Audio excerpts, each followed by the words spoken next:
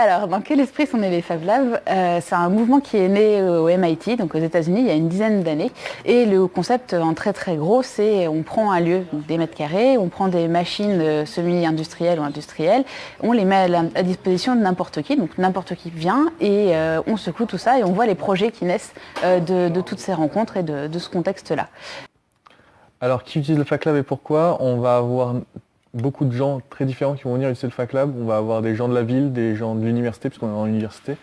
On va avoir des personnes qui travaillent, des personnes sans emploi, des personnes de tout axe et de tout âge et de tout horizon.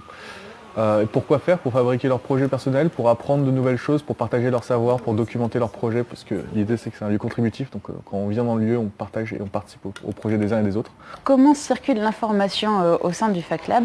Eh ben, ça fait partie de notre principale mission en tant que Fab Manager. Vers l'extérieur, on a tout un tas d'outils de communication numérique, un site internet, une plateforme de documentation, une liste de diffusion, qui vont nous permettre à la fois de montrer les projets sur internet et en même temps de faire des appels à l'aide ou de dire on a besoin de telle compétence sur tel projet.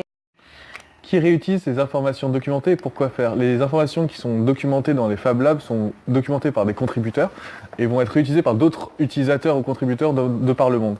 Donc un projet qui va être documenté ici en France au FacLab va être réutilisé ensuite en Amérique ou en Espagne et être amélioré puisqu'on est sur une histoire d'information ouverte.